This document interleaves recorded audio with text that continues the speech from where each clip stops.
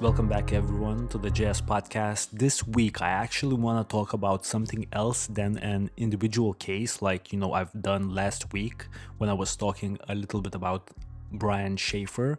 Now, this week, I have been really looking into some um, a crazy incident, I would have to say, that happened basically, dating back to late 2016, and it was happening also in 2017. It's basically the Havana syndrome.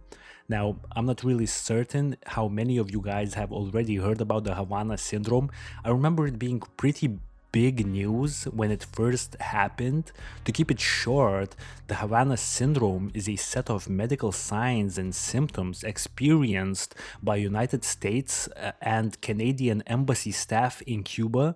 Now, these alleged attacks actually began happening somewhere around 2016, and pretty much it culminated in 2017 when a whole lot of these diplomats were evacuated from Cuba.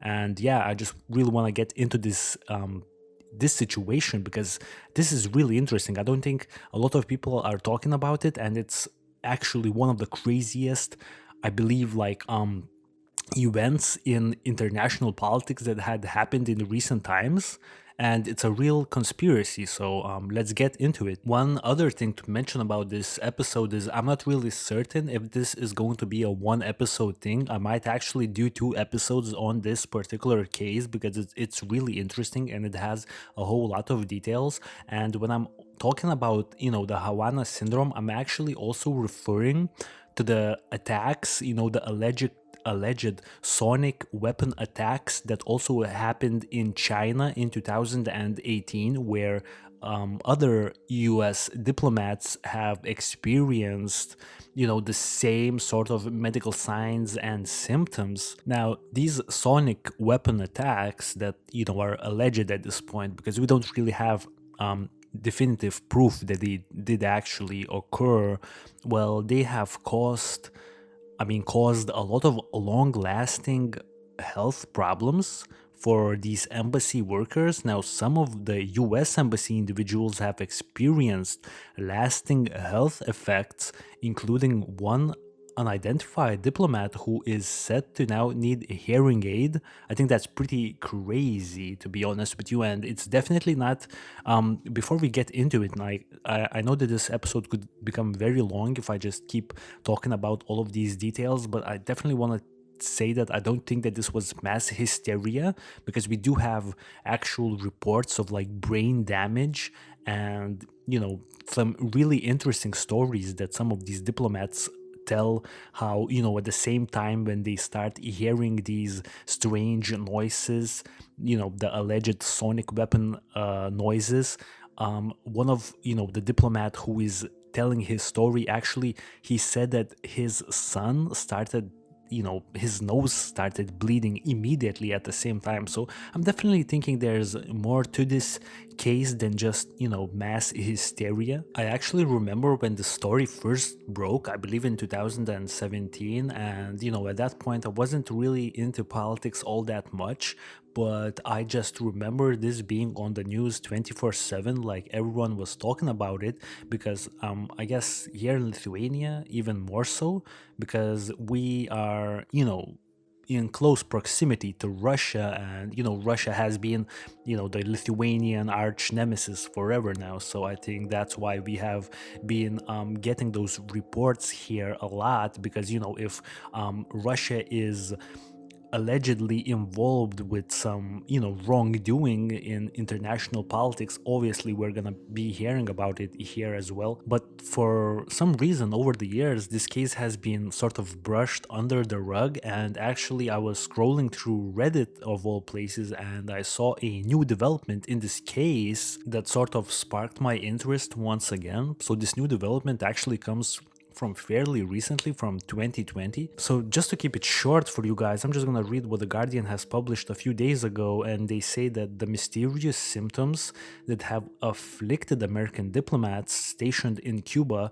puzzling scientists and intelligence agencies alike, are most likely to have been caused by directed pulsed radio frequency energy, otherwise known as RF, according to a report commissioned by the US government. Those suffering from Havana syndrome, as the condition has become known, have complained of headaches, nausea, dizziness, blurred vision, and other alignments. There have been a whole bunch of different possible explanations, sort of put out there by the Cuban government. Obviously, they're going to be biased a little bit. I'm sure you will agree with me. But there were some other theories about pesticides that the Cuban government was trying out new pesticides in the air, and pretty much everyone got affected, and pretty much no one was actually asking the Cuban citizens whether or not they were having any of these syndromes, which they, according to this theory, they probably did have, just that no one actually, took their time to ask. But I definitely don't think that was the case. Also, I think I definitely need to look into this detail a little bit more in depth, but I believe the Cuban government, or like the scientists of the Cuban government, actually sort of put out a theory of noisy crickets, because the sound that was reportedly heard by these diplomats sort of resembled the sound that crickets make. We actually do have a clip of this sound. I think I'm going to play it shortly for you guys. So yeah, let's just listen in to what the people that have reportedly heard these sounds, what they actually heard, because Associate Press has a recording. Now I don't know how they acquired this recording, but it seems to be legitimate. At least everyone is saying that it's legitimate. So just listen to it, guys. But like, mind you, it's really annoying.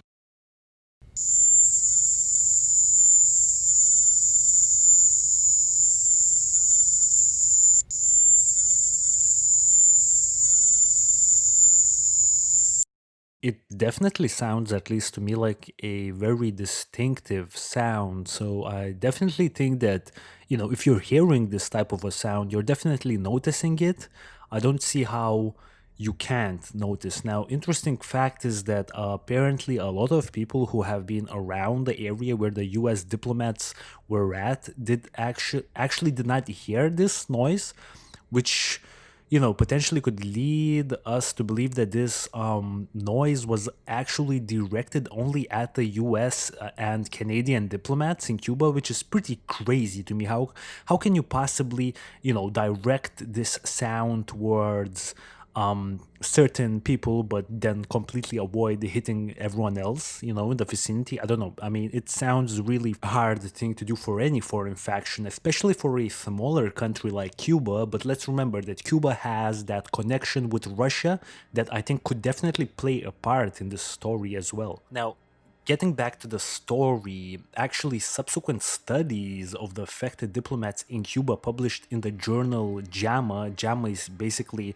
the Journal of the American Medical Association, which is a peer-reviewed medical journal published 48 times a year. So I'm assuming it's a weekly journal, and it's published by the American Medical Association. It publishes original research, reviews, and editorials covering all aspects of biomedicine. Now, this journal actually found some really interesting information. They actually found that they found evidence that diplomats experienced some form of brain injury, but did not determine the cause of these injuries pretty much. So a co-author of the JAMA study actually considered microwave weapons to be a main suspect for the phenomenon. Now, another study published by this journal also in 2018 pretty much identified pulsed radio frequency slash microwave radiation exposure by the Frey effect as source of injury, and noted that a microwave attack against the US embassy in Moscow has been historically documented. Going back to the microwave radiation, it's pretty much a form of electromagnetic radiation with a wavelength ranging from about 1 meter to 1 millimeter. And the Frey effect is actually pretty much human perception of audible clicks or even speech induced by pulsed or modulated radio frequencies. I definitely want to step back a little bit and talk a little bit about the microwave attacks against the U.S. embassy staff in Moscow back in the Cold War days. These attacks are also known in Russia, especially as the Moscow signal, and this Moscow signal was actually reported to be a microwave transmission varying between 2.5 and 4 gigahertz directed at the embassy of the United States that was in Moscow from the year of 1953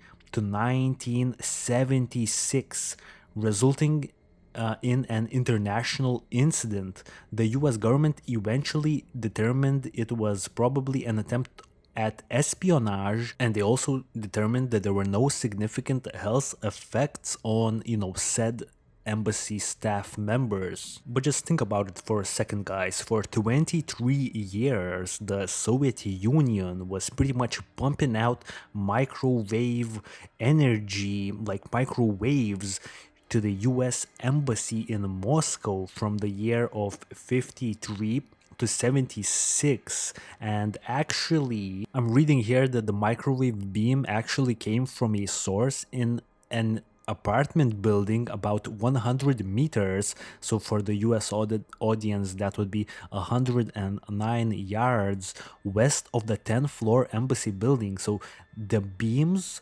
targeted the west side of the building, actually, with highest intensities being between the third and eighth floors, which is just crazy. Could you imagine somewhere in the Soviet Union there was an apartment building right next to the US embassy, pretty much 100 meters away, and there was just one, I'm assuming there was one apartment completely vacant for 23 years with like certain technology that was just pumping out these microwaves into the US embassy, which is just absolutely insane. Before I did my research, I had no idea about this information, and I'm actually really curious now to find out even more of this insane stuff. There are actually many possible reasons why the Soviet Union would have, done this, why they had directed the microwave transmission at said United States Embassy in Moscow. Now, among the main possibilities, the most likely theory actually is that the microwave transmissions were used to trigger eavesdropping technology on the US intelligence operations.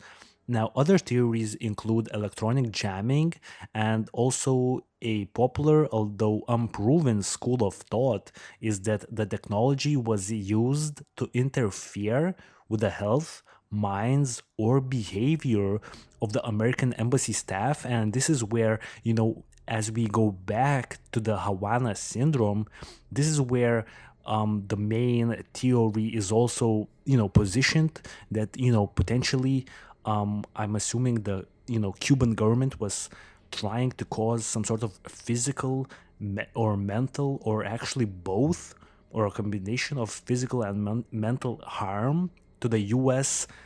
Staff members of the U.S. Embassy as well as the Canadian Embassy. But obviously, this is not what every single researcher on this case believe. Now, some other researchers, have proposed other possible causes for the injuries, including ultrasound via intermodulation. Now, I have a little information about intermodulation. It's basically when there are two different frequencies at the same time. It's actually a pretty complex thing to explain, and I'm not even sure if I understand it correctly. But pretty much when intermodulation happens, distortion could be caused. And, some people are stating that actually this distortion was caused by a malfunctioning or improperly placed Cuban surveillance equipment. So that's pretty crazy.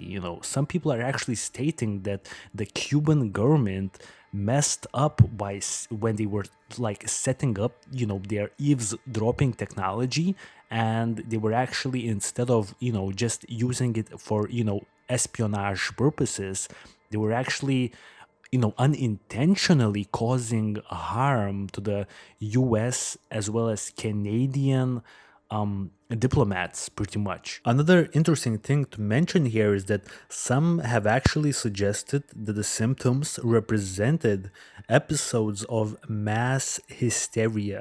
Now, in 2008, the JAMA researchers considered a wholly psychogenic or psychomatic cause to be very unlikely given the physical evidence of brain trauma. So I'm definitely going to go with the scientists on this one. I think just because there are some serious allegations coming out of the victims, as well as, researchers had actually found proof of, brain trauma at this point, that's pretty serious. I'm definitely gonna say that this was not mass hysteria. Also, in early 2018, accusations similar to those reported by diplomats in Cuba actually began to be made by US diplomats in China also. The first incident reported by an American diplomat in China was in April of 2018 at the Guangzhou consulate, which is pretty much the largest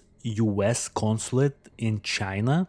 Now, the employee reported that he had been experiencing symptoms since late 2017. Several individuals were actually taken to the United States for medical examination. Another incident had previously been reported by a US aid employee at the US Embassy in Tashkent, Uzbekistan in September of 2017, so pretty much the same year. However, this particular report was actually discounted by the US State Department. So since I actually wanted to talk about this Chinese event as well a little bit, I want to just give out some information regarding what happened in China also. Now, Secretary of State Mike Pompeo actually confirmed that the US diplomatic staff in Guangzhou had reported symptoms, quote, very similar to and entirely consistent with those reported from Cuba on June 6th in 2018.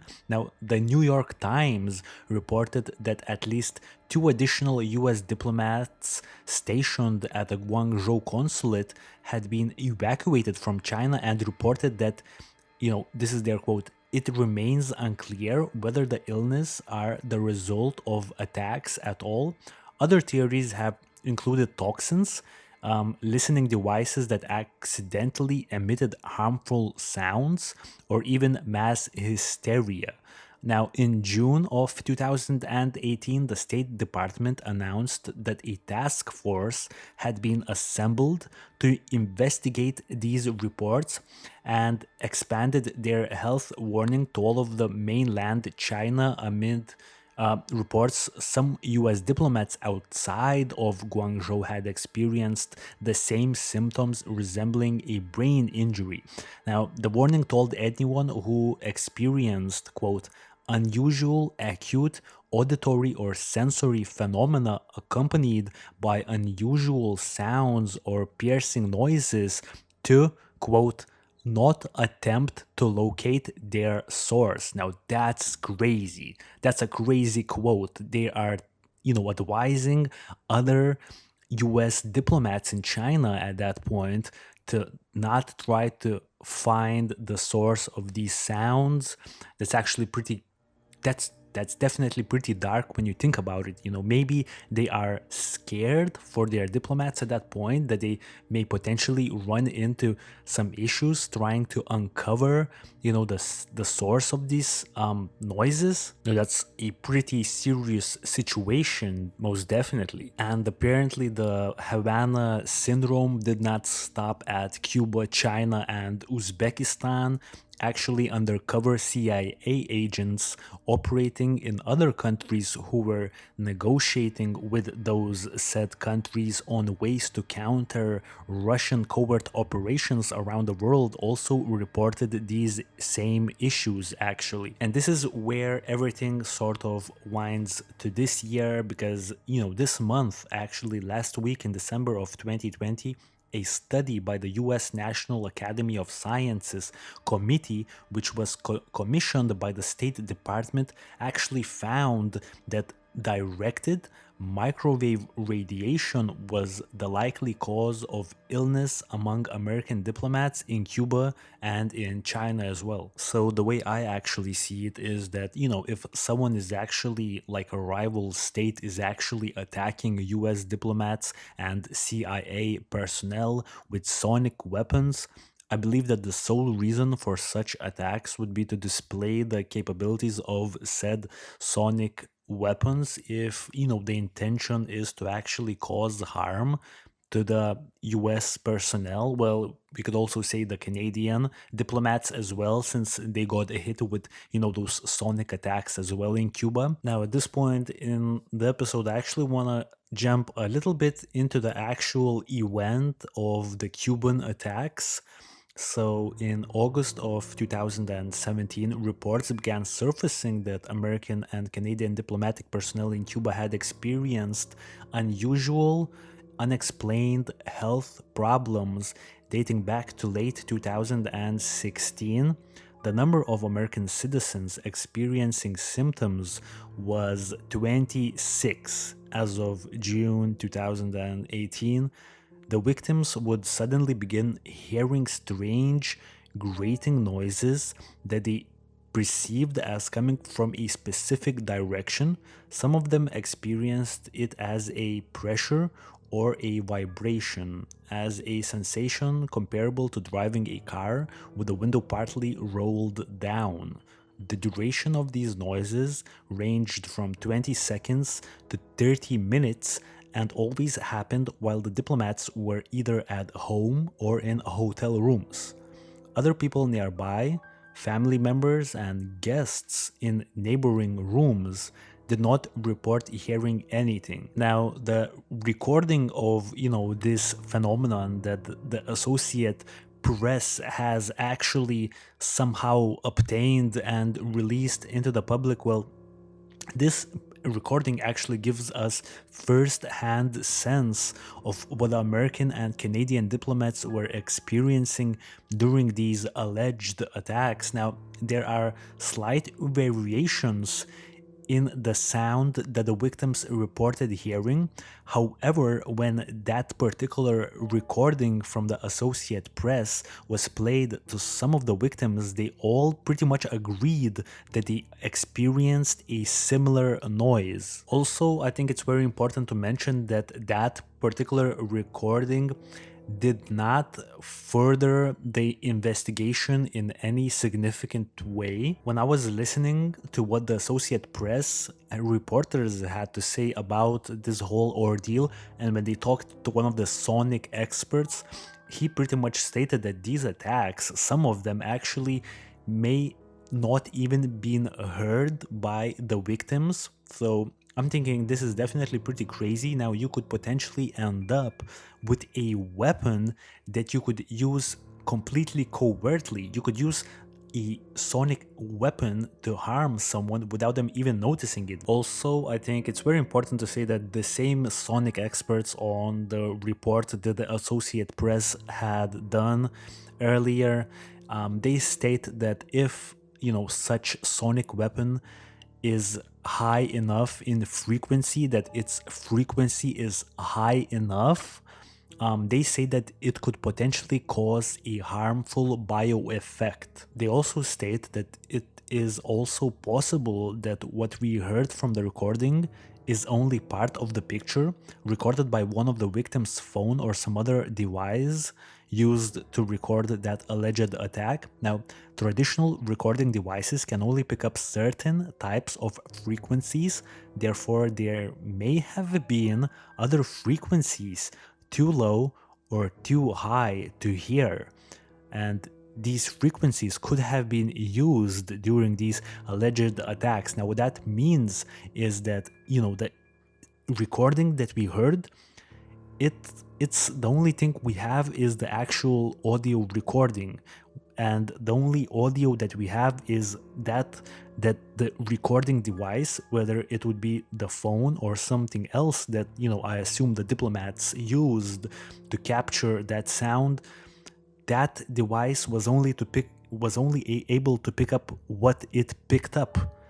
There could have been something else going on as well that we can't really tell from listening to the audio of that attack. Right, so as I've mentioned earlier, some of the US Embassy individuals had experienced lasting health effects, including one unidentified diplomat who is said to now need a hearing aid, which definitely throws the mass hysteria theory out the window, at least, in my opinion. Now, the State Department actually declared that the health problems were either the result of an attack or due to exposure to an as yet unknown device, and declared that they were not blaming the Cuban government. And this is important because I would assume if they knew for a certainty that the Cuban government was behind the alleged attacks, they wouldn't even, consider it not to be the case, but they are considering that to be the case. So I'm leaning towards that the US government doesn't really know as of yet what actually happened to the US diplomats in 2017. Affected individuals, basically the diplomats and their families, described symptoms such as hearing loss, memory loss, and nausea. Speculation centered around a sonic weapon, actually, with some researchers pointing to infrasound as a possible cause. In August of 2017, the United States actually expelled 2 Cuban diplomats in response to the illnesses. In September of 2017, the US State Department stated that it was removing non-essential staff from the US Embassy and warned US citizens not to travel to Cuba. In October of the same year, US President Donald Trump said that, quote, "I do believe Cuba's responsible. I do believe that." He went on to say, quote, "And it's a very unusual attack, as you know, but I do believe Cuba is responsible." On March 2nd of 2018, the US State Department announced it would continue to staff its embassy in Havana at the minimum level required to perform core diplomatic and consular functions due to concerns about health attacks on staff. The embassy been operating under ordered departure status since September, but the status was to expire. This announcement served to extend the staff reductions indefinitely. In January of 2018, the Associated Press, the same agency that, provided us with that recording of the alleged attack, actually reported that a non-public FBI report found no evidence of an international sonic attack. Now, this report from the FBI was actually challenged, and it created a conflict between the CIA and the State Department, pretty much, because the CIA was reluctant to reveal even to other US government agencies the incidents of affected officers because of the CIA's concern about possible leaks. Now, federal rules on the privacy of employee medical records also hindered this investigation. In January of 2018, at the direction of Secretary of State Rex Tillerson, remember that guy, T-Rex, the Department of State convened an accountability review board, which is, quote, "an internal State Department mechanism to review security incidents involving diplomatic personnel," end of quote. Retired United States Ambassador of Libya, Peter Boodle, was chosen to lead this particular board. And at that point, The US government requested the University of Pennsylvania researchers to examine 21 affected diplomats, and the preliminary results were published in JAMA, as I've spoke a little bit earlier on in the show. Now, the report found no evidence of white matter tract abnormalities in affected diplomats beyond what might be seen in a controlled group of the same age, and described, quote, a new syndrome in the diplomats that resembles persistent concussion. Now, while some of those affected recovered swiftly, other diplomats had lasting symptoms for months. The study also concluded that the diplomats appear to have sustained injury to widespread brain networks.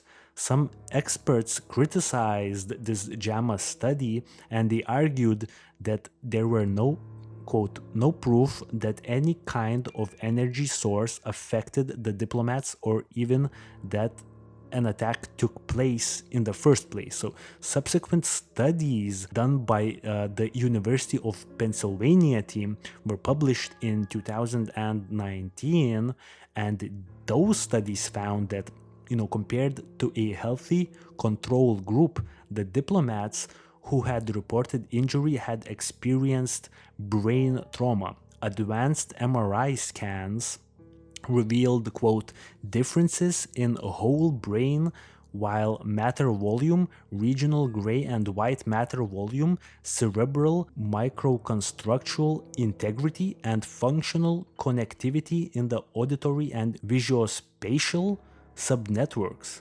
but found no differences in executive functions. So this study concluded that the US government personnel had been physically injured in a way consistent with the symptoms that they described, but exposed no conclusion on the cause of such injuries.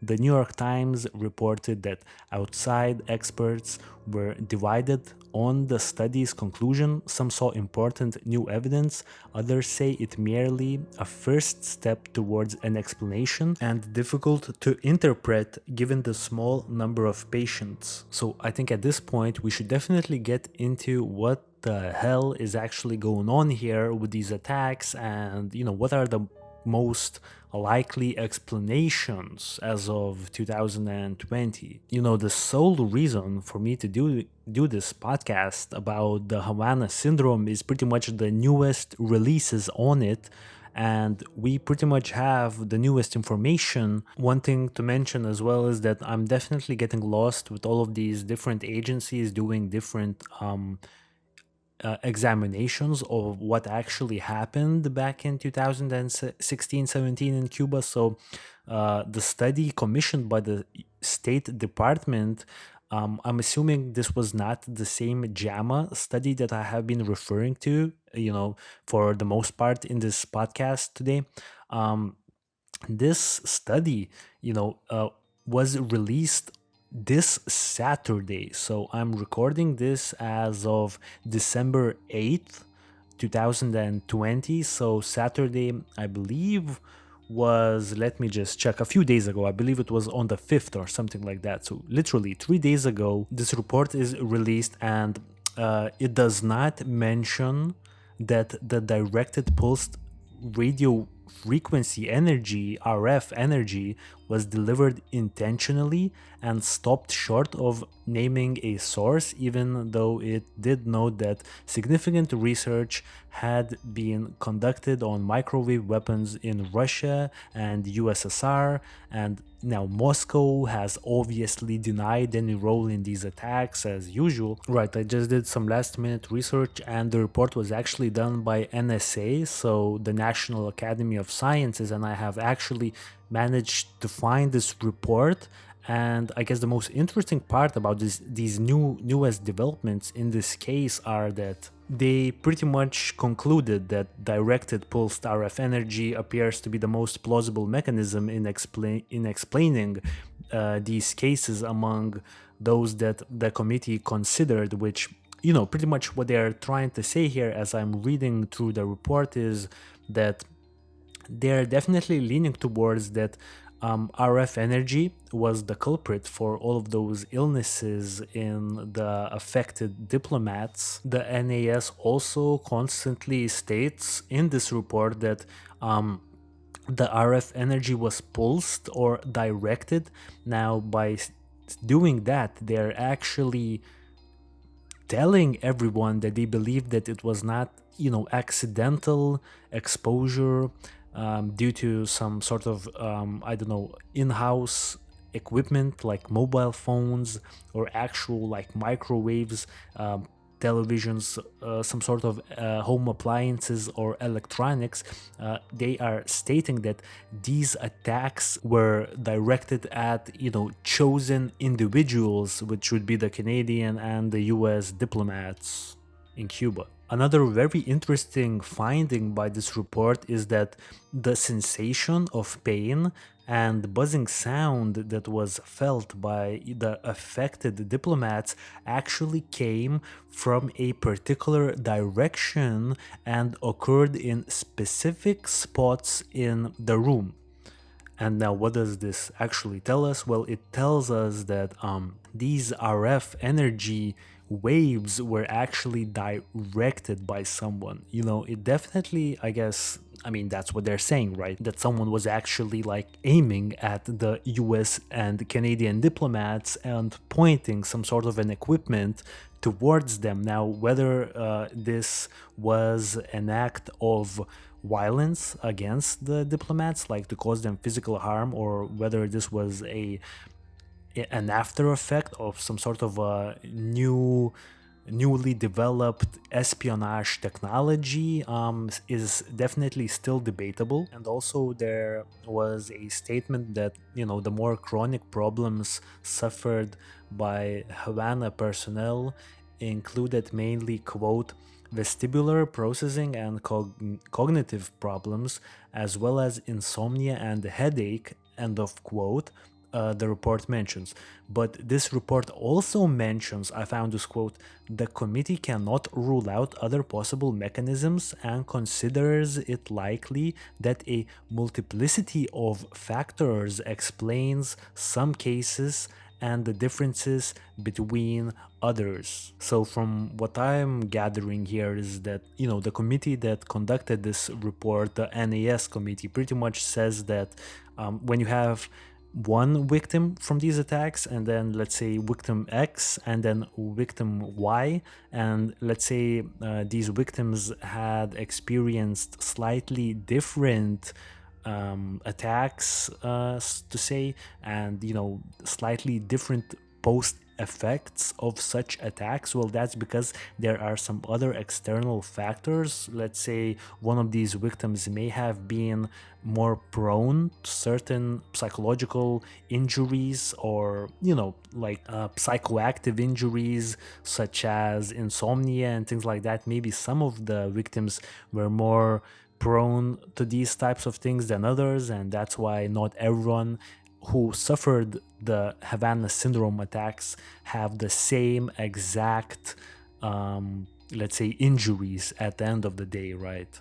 And then also, I guess, to sum up the report at the end, the committee actually warned, the what I'm reading here is that they warned the State Department to actually establish a response mechanism for similar incidents, because future episodes of such attacks, they consider them to be a definite possibility in the future. So that's also something to mention of these newest developments. And I'm not gonna get into the whole NAS report here, because I'm looking at 77 pages of this report. I'm assuming that this report holds the clearest and the most detailed estimation of what probably happened in the Havana syndrome situation. So yeah, I'm really curious to see if any new developments comes out of it. I'm thinking that the NAS pretty much have sort of done their work, done everything they could, and I guess in terms of new reports being done. I don't think there are any in the works, like any major reports in the works anymore. I'm thinking that this was probably the last one. Obviously, people are still in the U.S. government are talking about this. I'm assuming every day, and they're looking for answers to some degree. But I don't think that just going from strict facts and just from looking at the patients, conducting your research. I don't think you can do anything more than the NES has done with this 77-page report. And to summarize the report, they don't really know what happened for sure. So I think the last thing before I sign out today, I still want to talk a little bit about some of these other um, things, very interesting details that came out of these I guess investigations into the Havana syndrome. Is that apparently the Russian agents who have been working on similar technology have been in Havana at the same time of these apparent sonic weapon attacks. And now all of these allegations against the Russians are coming, I guess, well, they're being reported by the NBC News pretty much, because the NBC News had been contacted by their source in the CIA or vice versa. I don't know who did the contacting, but basically NBC News reported that pretty much their source said the CIA, using mobile phone location data, had determined that some Russian intelligence agents who had worked on microwave weapon programs were present in the same cities at the same time that CIA officers suffered mysterious symptoms. Now, I'm sure you're probably thinking, am I talking about the same Havana incidents? I'm actually not talking about the Havana incidents, because over the years, not only in China, Uzbekistan, and Havana, US embassies have been targeted by these sonic attacks, but also individual CIA agents all over the world. And this particular CIA officer that I'm referring to, who I assume was the source for the NBC News, he was actually attacked in Moscow. And it pretty much, this is his quote: "I couldn't stand up, I was falling over. I had an incredible sense of nausea and ringing in my ears. I was frankly terrified." So I don't know, to end off, I guess, the show, I will say that I do believe that this was definitely an attack of some sort. Well, not even necessarily an attack, but it was caused due to some sort of foreign factions interest in espionage towards the US diplomats in US embassy as well as the Canadian embassy, because I just don't think these events could happen due to a coincidence. There's no way diplomats all over the world, from a certain country, from United States, are actually, getting actually diagnosed brain traumas, brain injuries. So I'm definitely thinking that either this was a planned attack at this point by a foreign faction to cause harm, to pretty much show both their newest and greatest technology in the microwave energy, I guess, field, or you could put it that way, or it was due to some sort of a malfunctioning espionage devices. But I don't think it could have been due to that, because we have reports both in China as well as in Uzbekistan and Havana, Cuba. So I think this could not have been a coincidence, in the sense that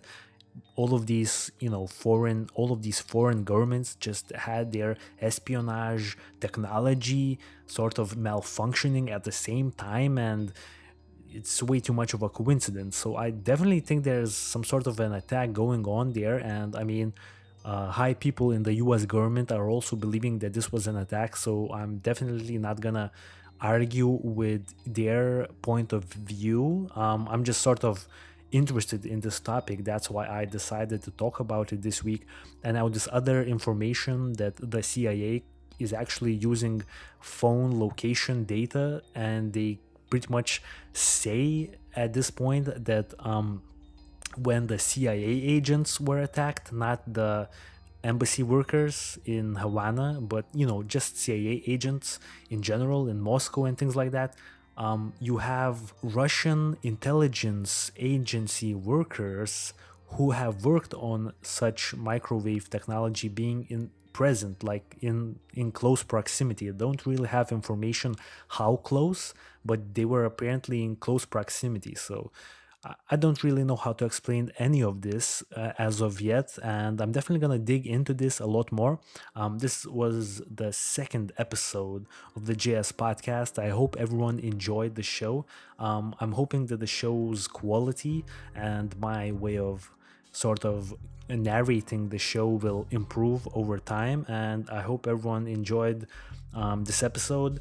I'm definitely returning to this case eventually because it's really interesting, and I guess these types of cases that I've been talking about today will be, as of right now, I'm thinking the main line of the main topics for this podcast going into the future. So I hope everyone enjoys listening to these types of stories and these types of incidences. And I guess it's just sort of a platform for me to research these interesting topics and then share them with everyone else. I think the more people hear about these stories, the better, because for like the longest time this case has been forgotten. So I guess I'm just doing my part and trying to spread the word out there. So thank you guys for joining me today, and definitely catch me on the next episode. Not sure what I'm going to be talking about next. We'll see. So thank you guys, and stay safe and peace out.